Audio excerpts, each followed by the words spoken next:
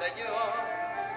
Hoy siento la canción del arroyito y siento cómo brilla más el sol. Estoy contento, yo no sé qué es lo que siento.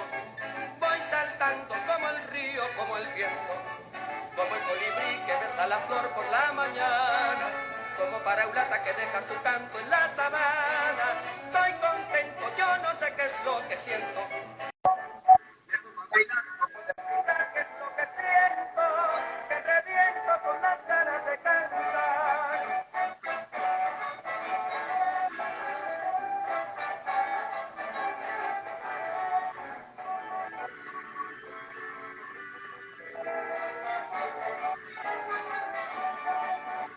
Hoy todo me parece más bonito, hoy canta más alegre el ruiseñor. Hoy siento la canción del arroyito y siento cómo brilla más el sol. Hoy todo me parece más bonito, hoy canta más alegre el ruiseñor. Hoy siento la canción del arroyito y siento cómo brilla más el sol. Estoy contento, yo no sé qué es lo que siento. Voy saltando como el río, como el viento.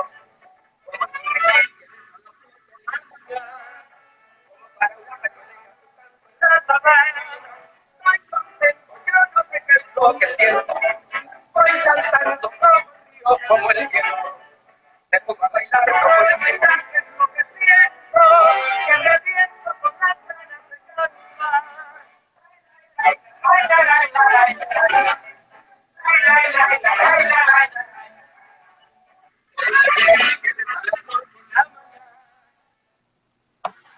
Saludos, estimados amigos digitales, donde quiera que se encuentren.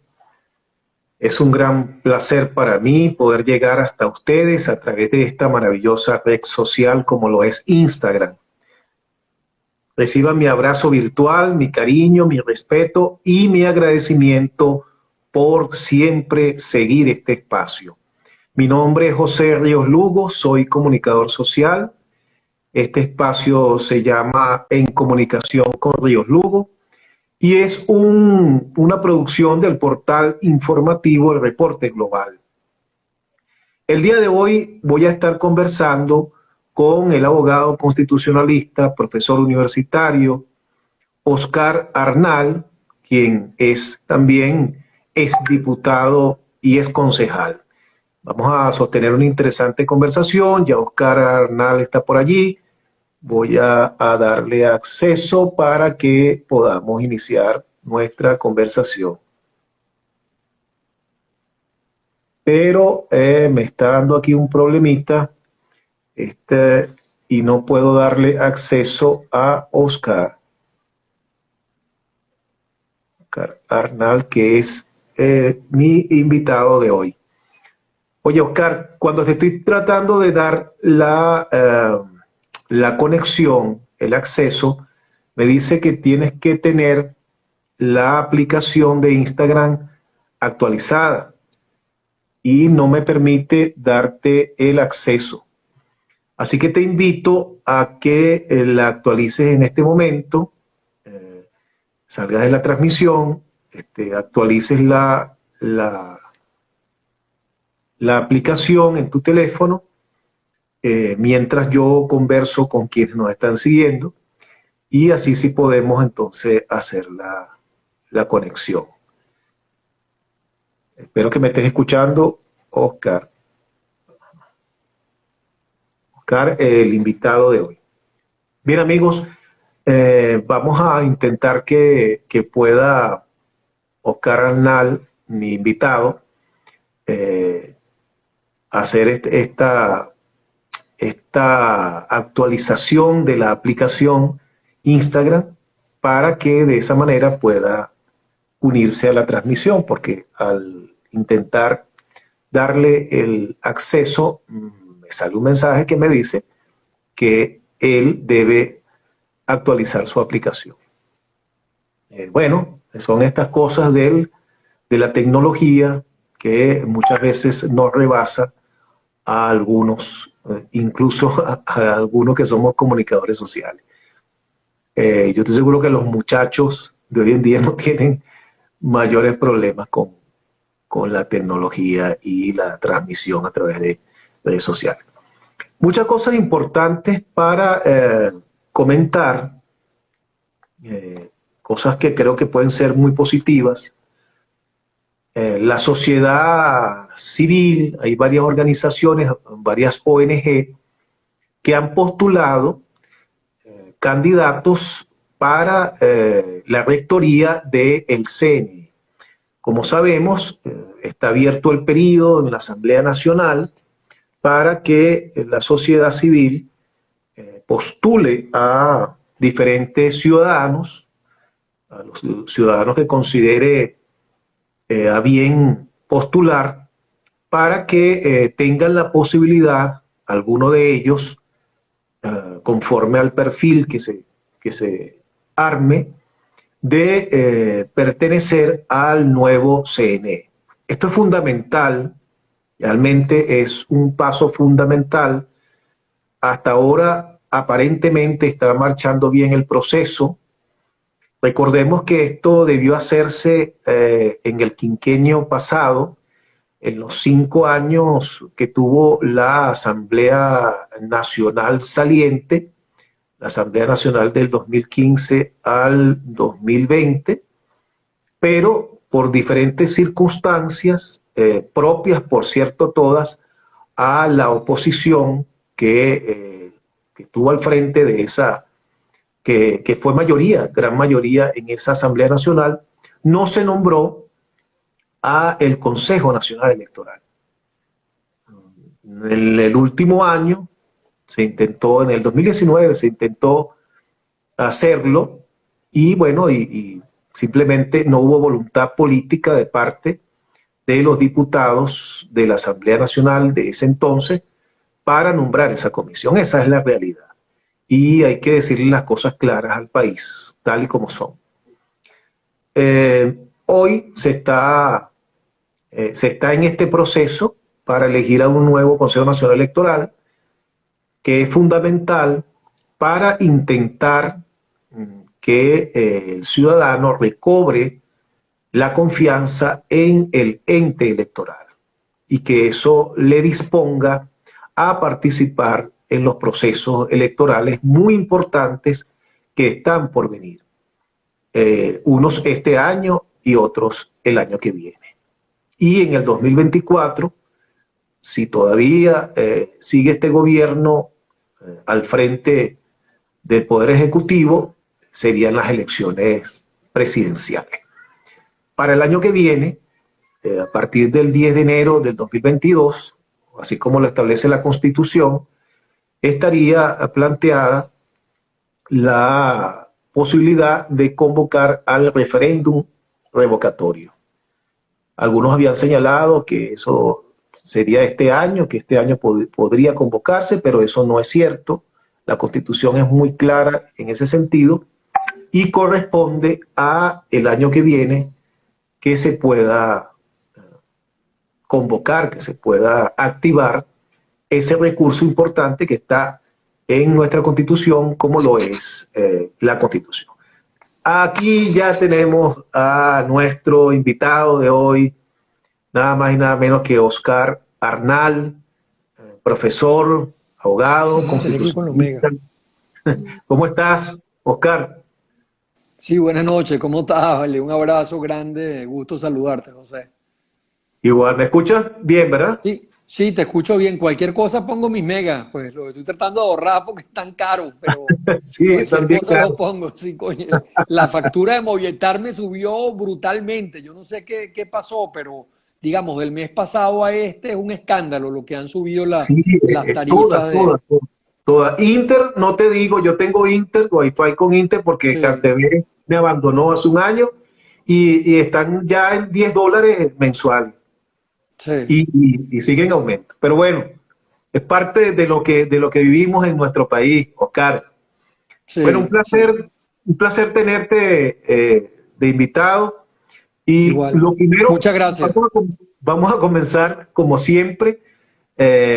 Arrancamos este espacio preguntándote cómo observas el país político en este momento, Oscar? Al día de hoy, 1 de marzo del 2021. ¿Cómo observas a Venezuela?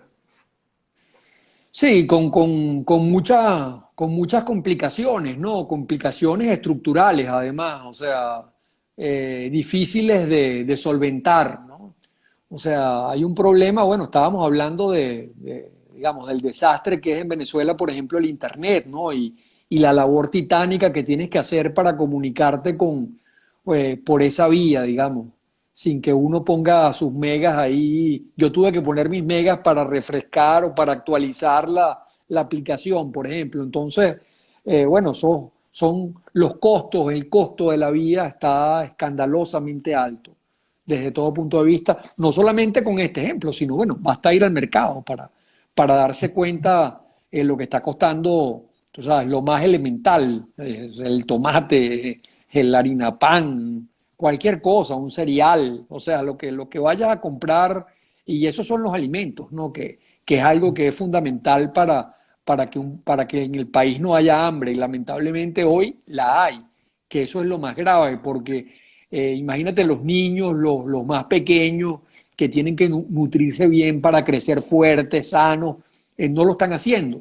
Y las cifras son terroríficas, o sea, las cifras, digamos, de las últimas investigaciones hablan de que la pobreza, bueno, ya alcanza hasta el 92% de la población, dice ese estudio que hacen las universidades, la Católica, la Central y la Simón Bolívar. Eso es muy doloroso, ¿no? Para todos los que queremos y amamos a Venezuela.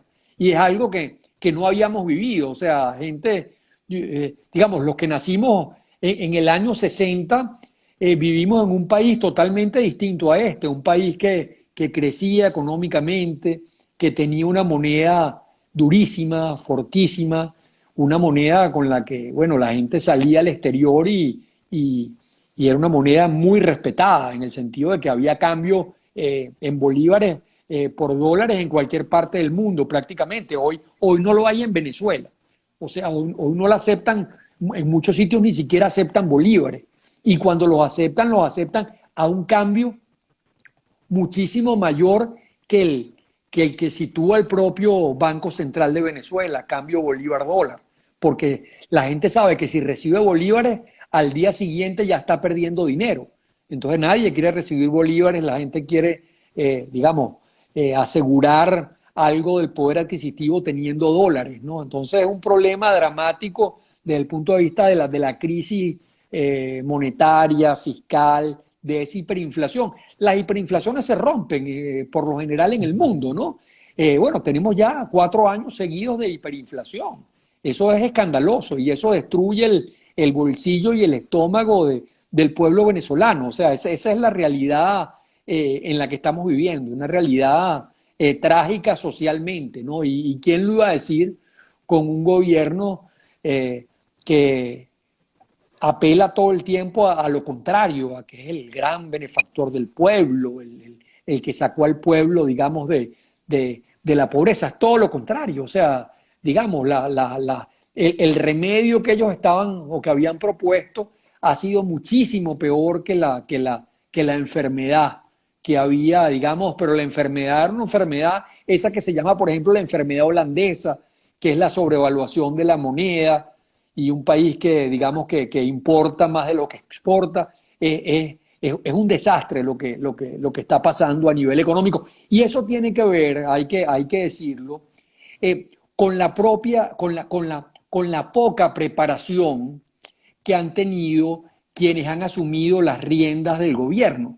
Digamos, o sea, durante estos 20 años, quienes han ejercido el poder en Miraflores han sabido muy poco de economía, no tenían una mínima base económica para dar, ni habían sido gente emprendedora o empresarios, etcétera, que tuvieran algún conocimiento práctico, pues aunque no fuera teórico, porque no todo el mundo puede tener conocimiento teórico, algunos lo tienen práctico, otros lo tienen teórico, pero la gente que ha estudiado economía sabe, digamos, que hay unas leyes económicas, que hay unas leyes del mercado, que hay una demanda, que hay una oferta, que hay toda una política monetaria que hay una política fiscal que rigen las economías y con las que no se puede ir en contra, porque son más fuertes que cualquier Estado, que cualquier control, que cualquier imposición. Entonces, claro, lo que ellos imponen, lo que ha hecho el régimen es imponer esa política en la economía también.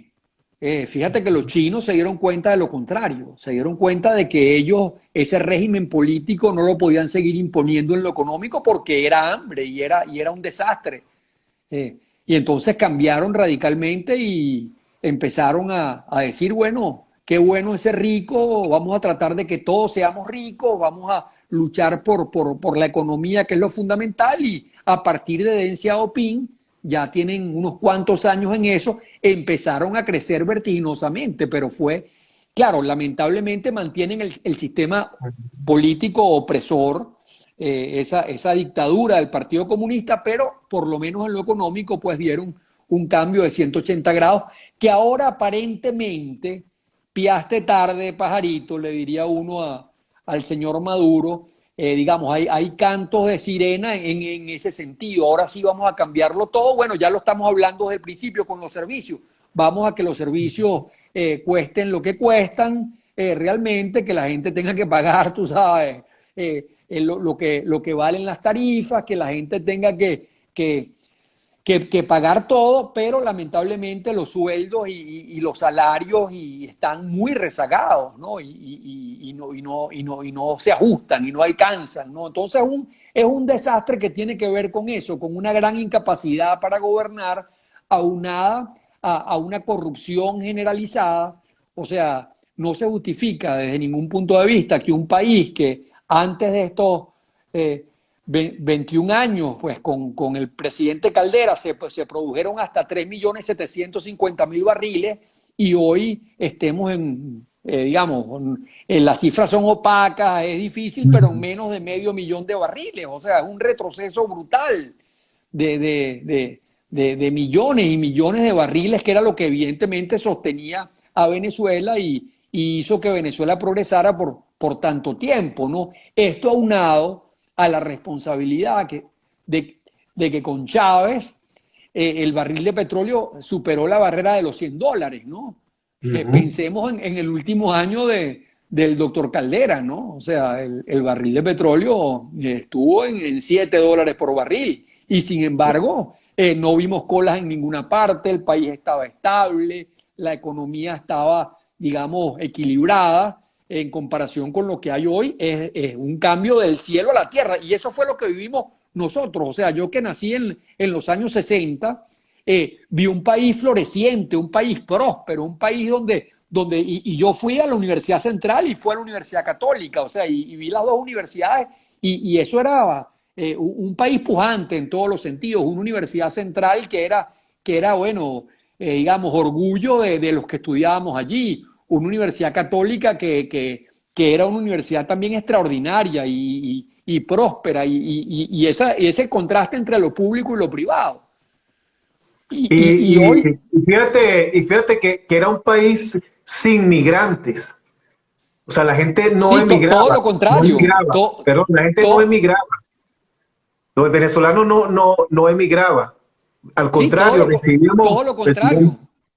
Exactamente, todo lo contrario. Recibíamos contingentes de colombianos que venían a trabajar, que venían a ocupar, digamos, esas posiciones que los venezolanos, por el poder adquisitivo, no queríamos ocupar. Y entonces estaban en todas partes esos amigos, pues, de ecuatorianos, colombianos, peruanos, que vinieron aquí, digamos, porque en sus países se estaba pasando mucho trabajo. Se invirtieron los papeles también desde ese punto de vista. Ahora son los venezolanos los que han migrado, los que se han tenido que ir, y los que están sufriendo la xenofobia, o sea, el rechazo de esos pueblos, precisamente porque la gente piensa que los venezolanos van y les quitan trabajo y compiten con ellos, y evidentemente a nadie le gusta que venga un extranjero a competir en el patio de uno mismo, ¿no? Y lamentablemente, bueno, aquí había tanto dinero, vamos a decirlo con claridad, que esa situación no se presentó porque había para todo. Entonces los colombianos vinieron, hicieron plata, algunos se metieron empresarios, otros formaron sus comercios, otros después los hijos, bueno, ingenieros, médicos, graduados en las universidades, con atención en los centros de salud. O sea, era una Venezuela que creció mucho, ¿no? Luego de la dictadura de Pérez Jiménez en materia social. Digamos, se hizo mucho en salud, se hizo mucho sobre todo en educación, y todo eso se está perdiendo. Pues, o sea, yo que soy profesor de la central, hoy vemos una central destruida, ¿no? En el piso, en el suelo, una central que da mucha tristeza, ¿no? O sea, donde no se tienen, es que no es que la universidad no los tenga, sino que, digamos, la gente que estudia en la central, que mucha gente del interior del país no tiene internet suficiente para recibir las lecciones por esa vía, digamos, no tienen cómo mantenerse en Caracas para sobrevivir, digamos, y pagar una pensión o una habitación en una casa. O sea, antes todos lo hacían, y lo hacían tranquilamente, y podían entonces hacer política universitaria y involucrarse digamos, en la cultura, en el deporte. Hoy, lamentablemente, esto no sucede, ¿no? Es triste, ¿no? Es muy triste lo que está pasando desde el punto de vista de lo social en la Venezuela actual, ¿no? O sea, da muchísimo dolor. Hablando con un amigo hoy que vive en España, me decía, oye, José, en España hoy se vive como vivíamos nosotros en los años 80 y 90. Aquí la gente no gana grandes sueldos, el sueldo mínimo son casi 1.000 euros, pero con eso le alcanza a la gente para pagar alquiler, para comprar sobre todo alimentos y bueno, y para sobrevivir.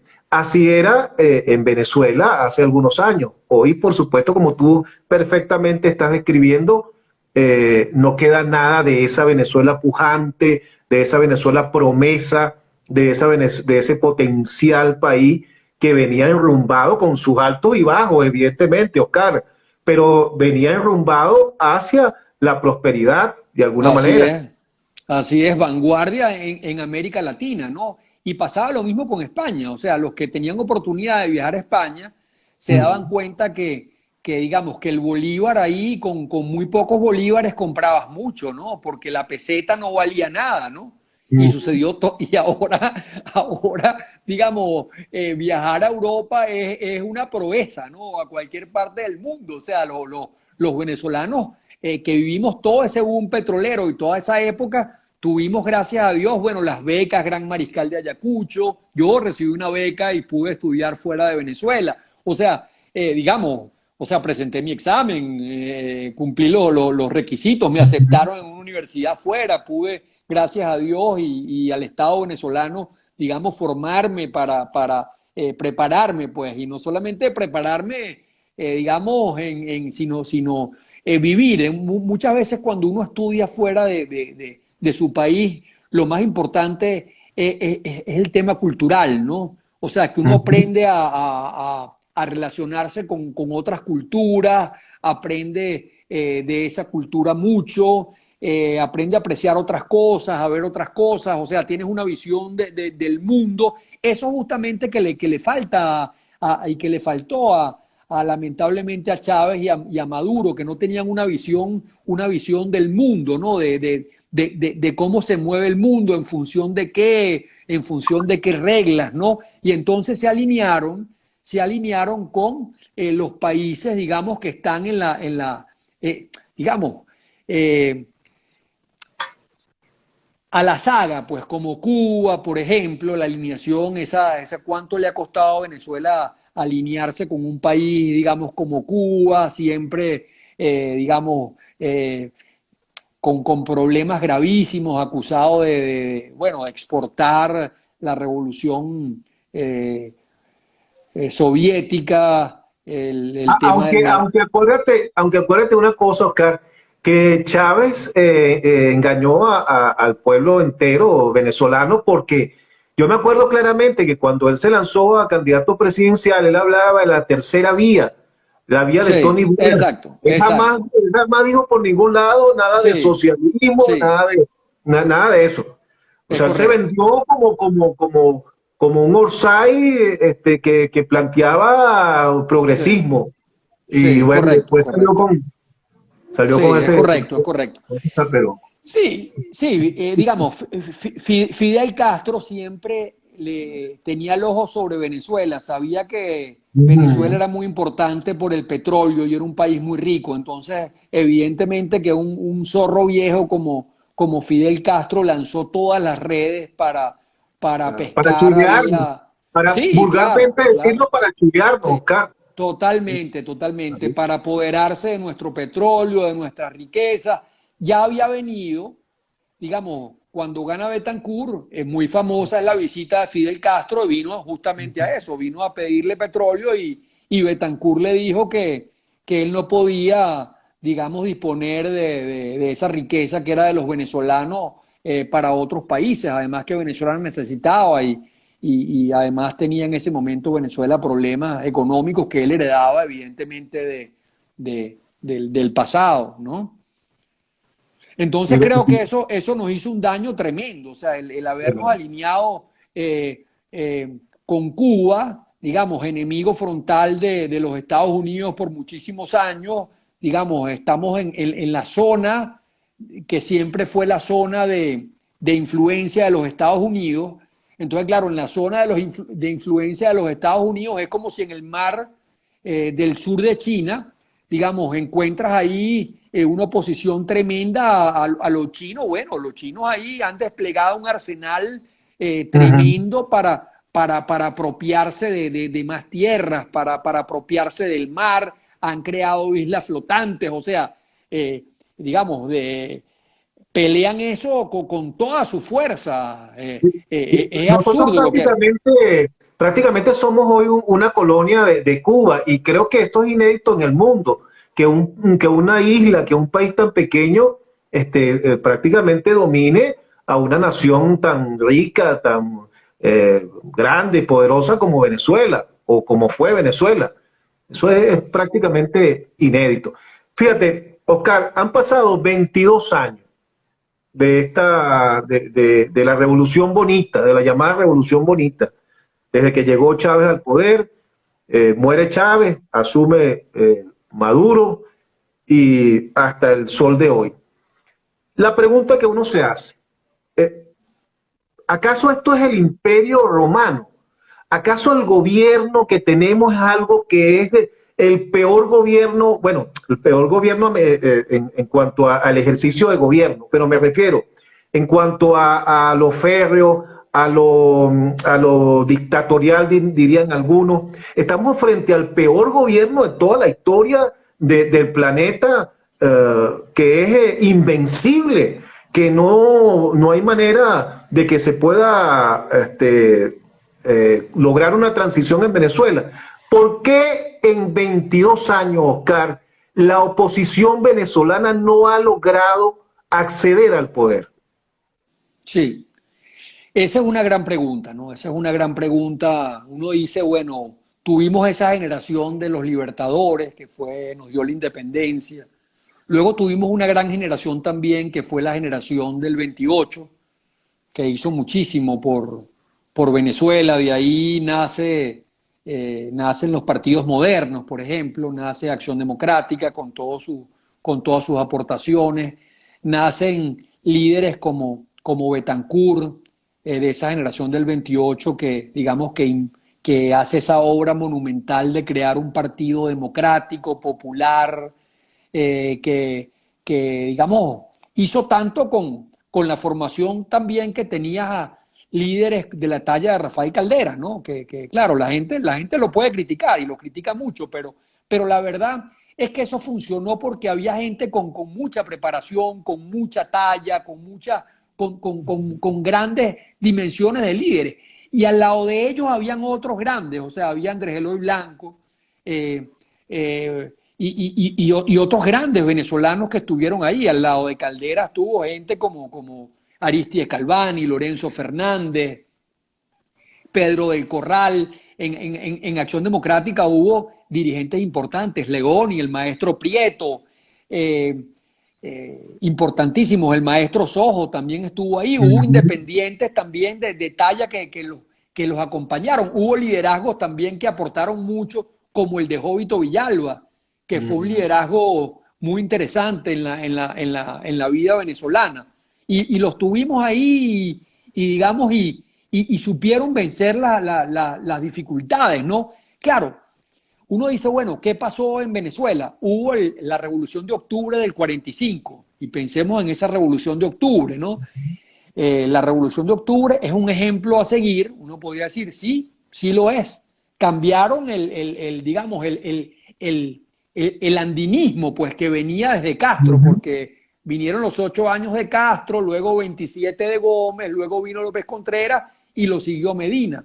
Ya una vez que Medina estaba en el ocaso, ya finalizando su mandato, viene esta revolución, que es una revolución que hay que entenderla como tal, porque hay muchos políticos que digamos, que niegan los aportes de la Revolución de Octubre, cuando la realidad es que la Revolución de Octubre cambió completamente los parámetros hasta ese momento. O sea, garantizó el voto universal en la constituyente del 47. Nunca todos los venezolanos habíamos votado efectivamente, libremente. Las mujeres habían votado nunca hasta esas elecciones presidenciales de Gallegos. Por primera vez elegimos, digamos, de manera directa a un presidente de la República, don Rómulo Gallegos. Otra de las grandes figuras, cuando uno habla de grandes figuras, ¿no? Fíjate que el mismo Eleazar López Contreras fue una figura muy importante, porque fue la transición de ese gobierno terrible de Gómez a un gobierno más amplio, dio participación a los partidos políticos. Interesante, ¿no? Sí, claro que sí, y aceptó, digamos, algo que uno piensa que este régimen actual nunca aceptaría, que fue reducir el periodo constitucional de 7 a 5 años, porque López Contreras estaba electo para 7 años y aceptó la reducción y la interpretación que hizo el Congreso de que su periodo debía durar 5 años porque la Constitución había sido reformada para que el periodo fuera quinquenal. O sea, que eso es interesantísimo desde el punto de vista de lo que estás diciendo. O sea, que tienes toda la razón. O sea, eso y engrandece esa figura. Ahora, estos lo que piensan es que quedándose en el poder, sin darle posibilidad a la alternancia, pueden gobernar infinitamente, que conviene al país, y es todo lo contrario. O sea, la alternancia está inclusive en el artículo 6 de la Constitución, que dice que el gobierno debe ser alternativo, debe ser democrático, debe ser de mandatos revocables, y lamentablemente nada de eso sucede en Venezuela hoy. Exactamente, así es. Entonces, fíjate, han pasado esos 22 años, pero nos seguimos preguntando al día de hoy, y aún más en la actualidad, cuando sabemos que los que adversan o los que no están de acuerdo, no vamos a llamarlo oposición a todo el mundo, porque la oposición está más referida a militancia política, pero todo el que rechaza al gobierno está por el orden del 80% del país. ¿Cómo es posible que con un 80% de la población que rechaza el gobierno de Nicolás Maduro, todavía Nicolás Maduro esté en el poder y se vea hoy incluso atornillado en el poder? Sí, claro, también hay que decir, ¿no?, que evidentemente el régimen ha sido implacable con la oposición. O sea, ha inhabilitado a los principales líderes opositores. O sea, ahí está, digamos, Leopoldo López inhabilitado, Enrique Capriles inhabilitado, María Corina inhabilitada. O sea, digamos, ha tomado los partidos por asalto. O sea, Acción Democrática los ha dividido expresamente, caso de Acción Democrática, de todos los partidos, básicamente, COPEI. etcétera. Entonces, claro, eso hace un daño tremendo a las instituciones políticas y el gobierno ha sabido utilizar eso de divide y vencerás. Entonces, ha sido muy maquiavélico el actuar del gobierno, ¿no? Cuando, por ejemplo... Pero no es menos cierto, y eso, bueno, yo lo veo de esa manera. No es menos cierto también que, y cuando estamos hablando de la generación del 28, de la 58 y de esas grandes figuras, que la dirigencia política que tenemos hoy o que hemos tenido en estos años no ha estado a la altura, Oscar, de las exigencias, porque en la lucha contra Pérez Jiménez hubo todo eso, hubo, bueno, asesinatos, hubo desapariciones, en la lucha contra Pérez Jiménez hubo también tantos que tuvieron que irse al exilio, los partidos políticos fueron inhabilitados, bueno, todo eso. Y sin embargo, esa clase política de ese entonces enfrentó esa situación. Ahora, a mí no me sorprende que vivamos todo esto porque estamos frente a un gobierno autoritario. Ahora, el dirigente político no puede andar llorando por las esquinas diciendo, ah, no, es que me inhabilitaron, ah, no, es que el partido me lo volvieron chicha. No, hermano, usted está luchando contra un régimen autoritario y lo que hacen los regímenes autoritarios es precisamente lo que ha hecho este régimen. Entonces, el problema es cómo la oposición, cómo el liderazgo de oposición enfrenta cada una de esas adversidades que son propias de quienes ejercen el gobierno desde la fuerza. Pero no puede ser lo que hemos visto en los últimos tiempos, que es que simplemente cada vez que el gobierno actúa de una manera, entonces la gente se ala el cabello y empiezan a correr como locos, como pasó el año pasado cuando intervinieron algunos partidos, pero la capacidad de respuesta política no se ve, Oscar. Sí, es muy difícil, ¿no? O sea, y un poco lo que dices es realidad, o sea, en el sentido de que yo siento una oposición que ha sido absolutamente, digamos, atropellada, pero si no se ha respetado la inmunidad parlamentaria ni siquiera de los diputados, de ningún diputado. A los gobernadores les nombran unas personas ahí y vacían de competencias las gobernaciones. O sea, este régimen, yo diría que es mucho más terrible porque los regímenes militares son mucho más frontales. O sea, ya uno sabe por dónde vienen. Aquí hay una combinación de militarismo con políticas maquiavélicas que son un cóctel tremendamente malévolo, digamos, o sea, y que envenena la sociedad política todo el tiempo. Y además digamos, con la forma como se meten en las redes, digamos, y desacreditan la moledora que es la maquinaria propagandística del régimen. O sea, y lo hemos visto con las popularidades de los líderes opositores. O sea, un poco... pero se ha enfrentado, claro, pero se ha enfrentado de manera inteligente las organizaciones desde el 2000 para acá. O sea, en estos 22 años, los diferentes periodos de la oposición, tanto de la Coordinadora Democrática, después la MUC, todo eso. O sea, se ha enfrentado de manera adecuada a un régimen con esta característica. Primero, yo creo que se ha subestimado desde el principio mucho a los que están en el poder. Eso es creo que uno de los grandes errores. Coincido totalmente contigo. Yo creo que uno de los problemas... Y así mismo, fíjate, además de subestimar, también hemos permitido caer en el juego constante de ese régimen. O sea, el régimen siempre nos ha llevado a su terreno, claro, al juego a su favor. Y ese juego, por ejemplo, se ve claramente en la polarización.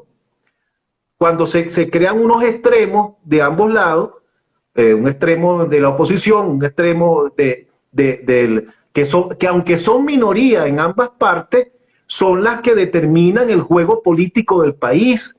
Y hemos permitido nos hemos permitido caer en ese juego. Porque fíjate, si es una gran realidad que este gobierno ha sido muy fuerte, ha perseguido, ha asesinado, ha hecho las peores cosas que hacen este tipo de gobierno. Pero del lado opositor no han jugado tampoco flores, porque no me vengas tú a decir, Oscar, que golpes de Estado desde el 2002, que Guarimba, que Operación Gedeón, que amenaza de invasión militar extranjera es juego de carrito. Entonces, si yo de este lado estoy jugando duro, yo no puedo esperar que el que está en el poder me va a venir con flores. O sea, aquí ha habido en los últimos tiempos un juego duro de ambos lados. Porque es que contratar a unos mercenarios para que vengan a sacar a un presidente en ejercicio, por las razones que sea, eso no es juego de carrito. El 30 de abril, la pantomima esa que se hizo en 2019, un golpe de Estado, eso no es juego de carrito tampoco.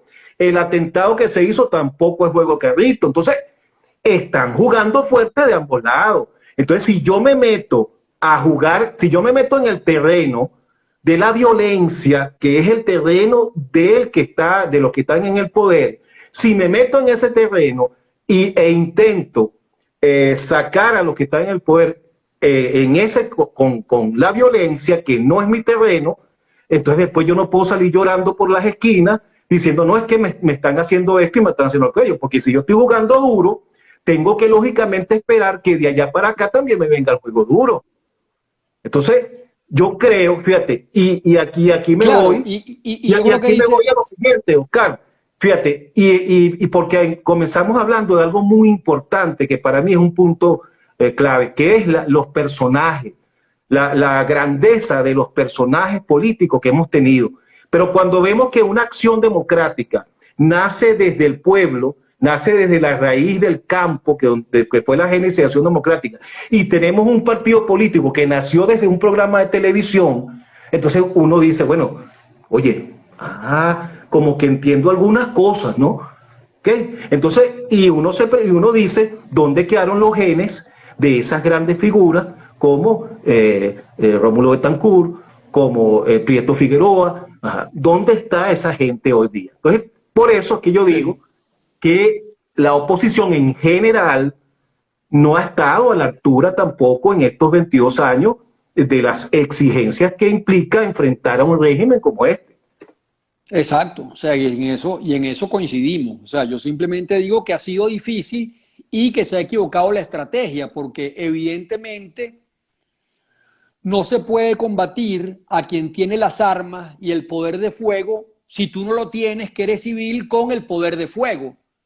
Y por eso te quise poner el ejemplo del 45, porque el 45 fue distinto. El 45 fueron los militares, óigame, los militares los que iniciaron lo que sucedió.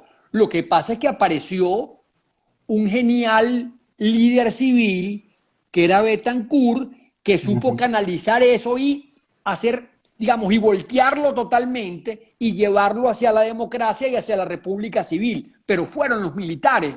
Entonces, claro, los civiles, si intentamos operaciones de fuerza, ¿dónde están las armas? O sea, ¿cómo vamos a derrocar un gobierno de fuerza? ¿Cómo vamos a hacer, digamos, gente que no ha manejado un arma nunca, ni ha disparado un tiro a tratar de intentar algo que está absolutamente fuera de... Además, pensando que la violencia siempre genera más violencia, que es la realidad y que es lo terrible, y es la espiral de violencia que no se va a parar simplemente porque se haga algo, algo violento, sino que eso va a continuar y va a seguir, y eso va a ser evidentemente dramático para todo el país, ¿no? Entonces, la no violencia... Imagínate, por ejemplo, que se hubiese dado lo de la invasión, que lo vendieron como que sí, eso está ahí en la esquina, ahí están los barcos, eso ya es inminente. O sea, imagínate que se hubiese dado eso, ¿qué situación estuviera el país ahorita? Vemos Siria, por ejemplo.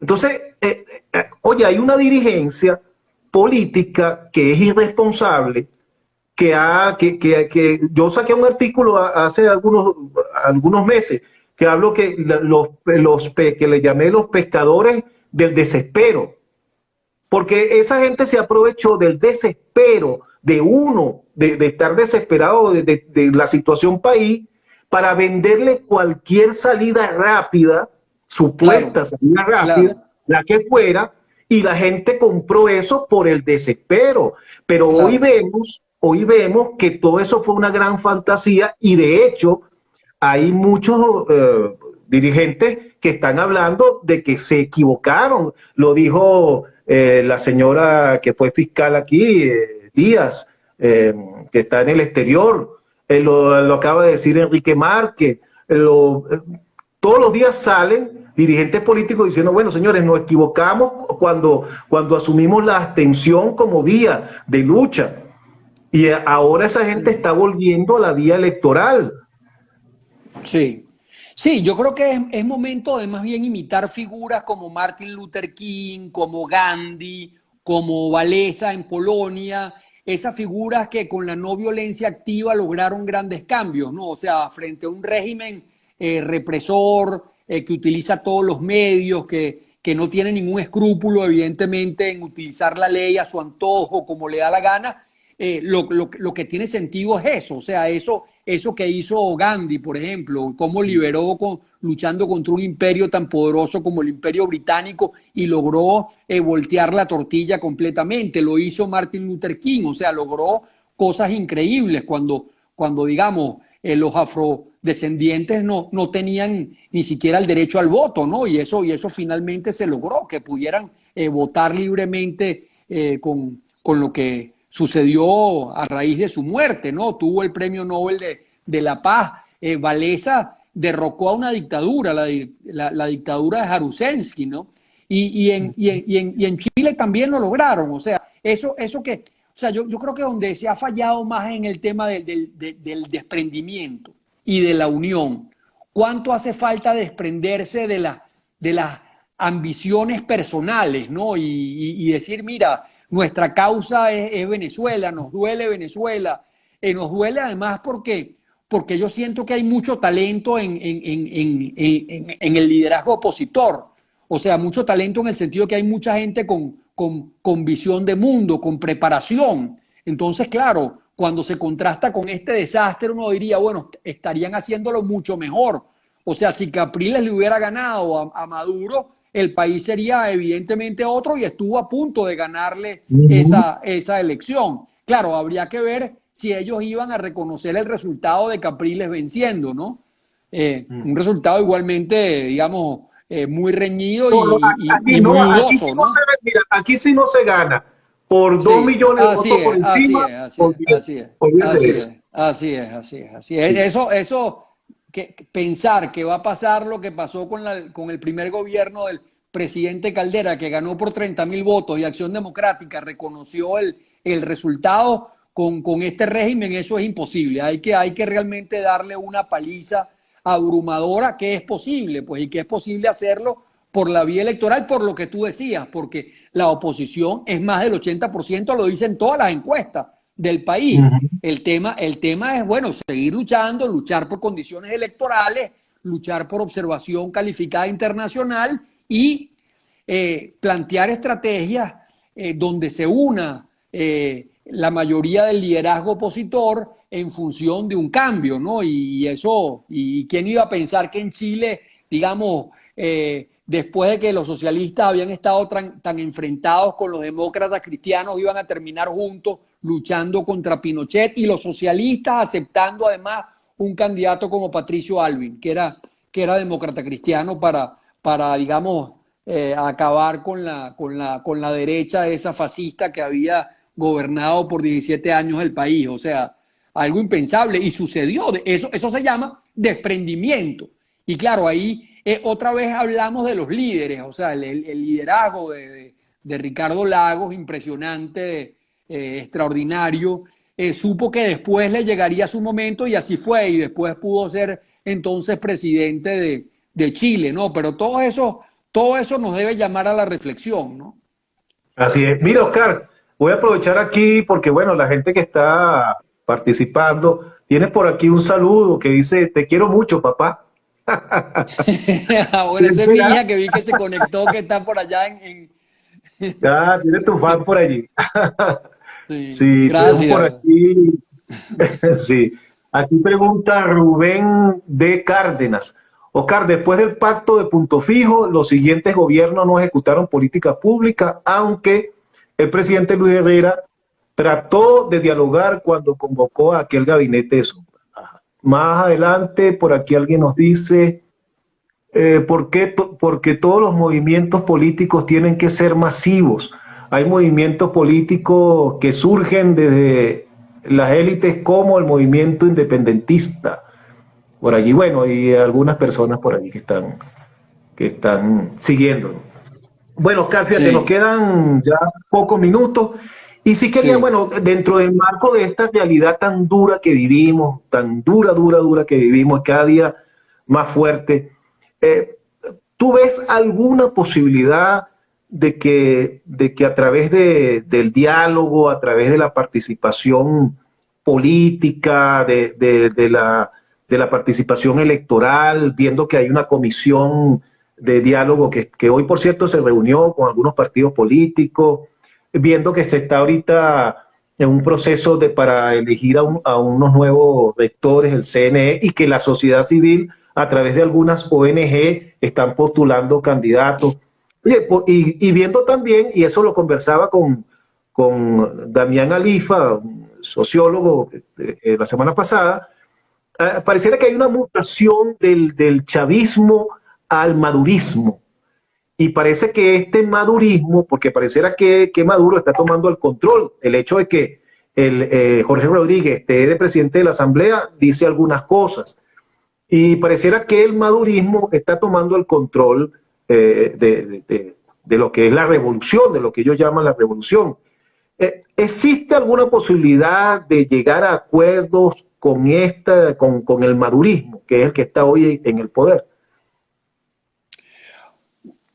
Yo creo que hay que plantear el tema independientemente de la fecha que se convoque y la fecha constitucional que deba ser convocada del referéndum revocatorio presidencial.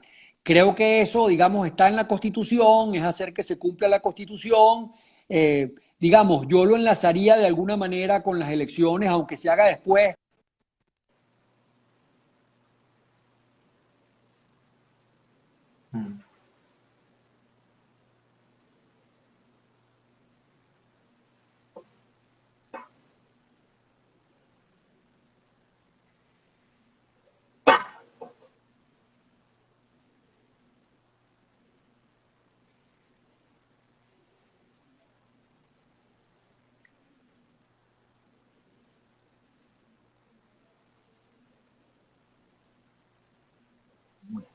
Bueno, amigos, se nos acaba de caer la conexión con mi invitado del día de hoy, el profesor constitucionalista, abogado, es diputado, es concejal, analista político, Oscar Arnal, una interesante conversación. Oscar, bueno, nos ha dado un maravilloso paseo histórico por el siglo XX venezolano y la política del siglo XX, hablándonos de esos liderazgos desde la generación del 28 para acá.